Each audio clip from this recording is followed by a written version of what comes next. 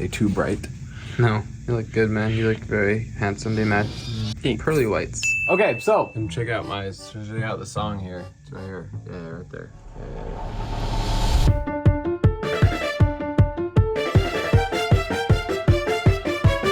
Oh, here's my song. What song is this? This is Cut the Cord, not by the Living Tombstone, by DHeusta. Okay, so this is the song, Cut the Cord. You guys, been listening to this song a lot, which is really fun, and I love it, and I'm so grateful for it. We wanted to do a little behind the scenes because we forgot to record the process of making it, which I'm sorry, and I'll get better at. Well, I'm gonna tell you why I made it, and then show you what I did over here. So you're gonna look at it, and then go back to me. Yeah. And go back. And then go back here. Yeah. Long story short, I can't tell you all the details. We were talking about doing... I hate this angle.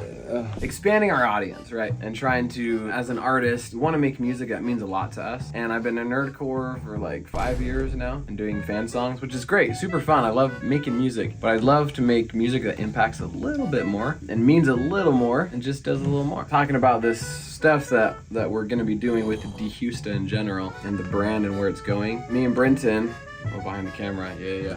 You saw it, you've seen it. We're not cutting ties, we're just graduating with a higher level of music, making music. We gotta work our way up there, and so we made this song. The idea of the song is to reflect that idea through the DHeusta persona, you know, that you guys see. What happened is I started making this, I was in the shower, showering, like all showers do. And I was just like, I was thinking this idea of like what I want to get across with this song. I knew I wanted to make a song like this, and then all of a sudden the idea of I was like, oh, that's sick. And then I was like, maybe I shouldn't do that because it was similar to this.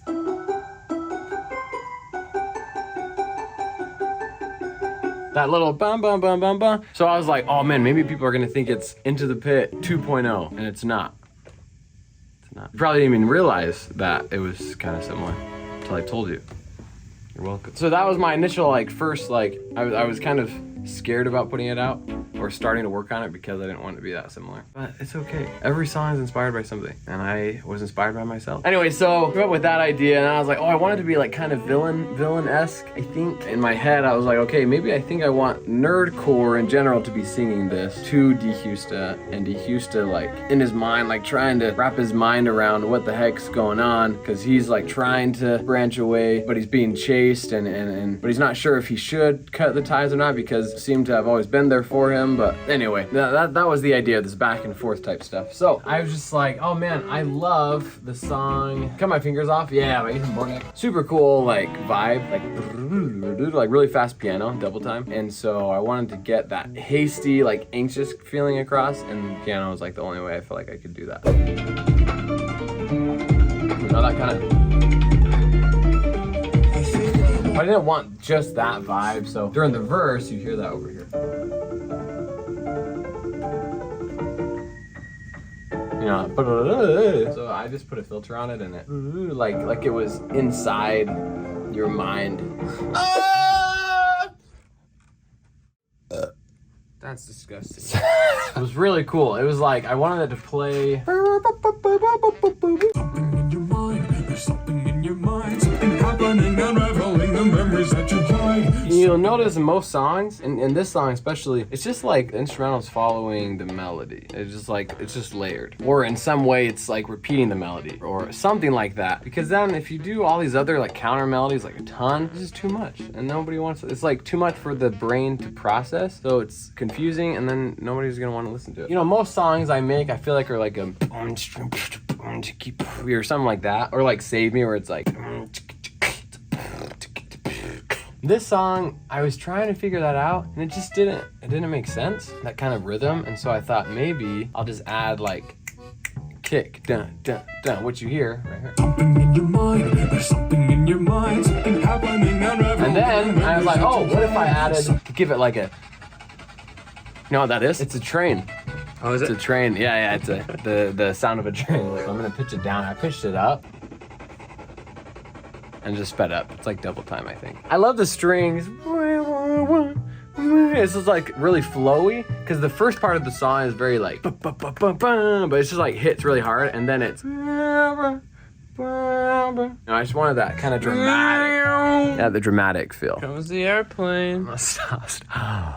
Oh. So then you get my part, which comes in where I sing. Like with a book, And the piano. But there's no whistle yet, no train. And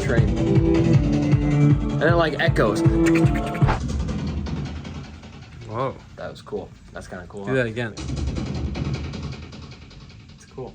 all the heart, give me all the blame. When people started peopling, forget about my name. Everybody's like, what the heck is people started peopling forgetting about my name? Mainly, it was just like, you know, I feel like as people, we forget somebody unless media pushes us to remember them. Ooh, who's I looking at? There was an artist where they got good music, but the algorithm or people or their label or something wasn't pushing them because one song prior didn't do well. And it was really sad. It was like, what the freak? But people, they kind of, as a general whole, whatever is popping off, they'll go to. And then if you're not popping off anymore, it's like, okay, I'll forget about you and move on to somebody else. People doing people things. Yeah, there we go. People doing people things, exactly. That is the part that bothers me the most, is I don't get to write anything that I know would be impactful for myself and for others to listen to, because I'm always trying to follow a trend. It's funny with this song, you know the rap parts in this song? Later on in the rap part over here,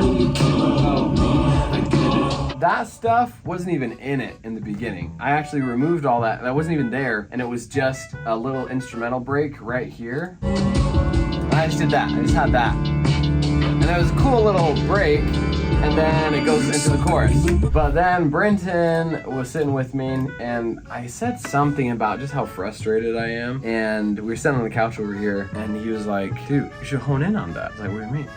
Like, you're mad, right? Like, yeah, I'm mad. Well, write it out, write it down. It's like, okay. So I did, and I wrote this part pretty much like Dallin talking to Nerdcore and how I was feeling. You don't really care about me, I get it.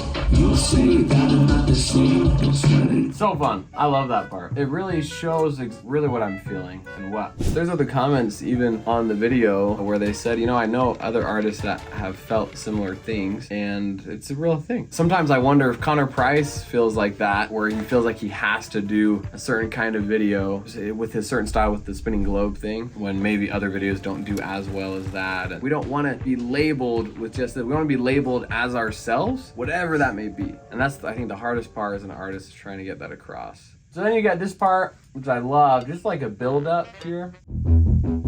Yeah, it just adds a little more to it. And then you get like the brass comes in as well. It just like makes it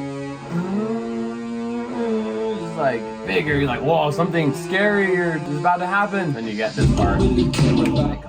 But yeah, mainly that part with the you don't really care about me, I get it. One, I was kind of insulting myself to some degree, because you don't really care about me. I get it, because sometimes I beat myself up. But then on the other hand, another side of it is like, you don't really care about me. I understand why you wouldn't, because I'm not making a fan song. So then you get over here. Something in your mind, something in my mind, something I believe. So Axie added in those laps. I didn't have those before. They added a lot. The ha ha ha in the fillers. And it was really cool. The kick comes back in, right? In your mind, something I can see that is out of line. That part, out of line. Like, it sounds really big because Brenton and my mom sang it right there. And then I just made it feel bigger right there. It's called Damage. It's a cool plugin. It's for like epic stuff. Oh yeah, so then the very end of the song, you get snare and the clap that I had before. The snare during the rap part and then the clap during the verses. And add it all together in the very end. So you hear. And then. So that snare comes back in, right? And you get the hat as well.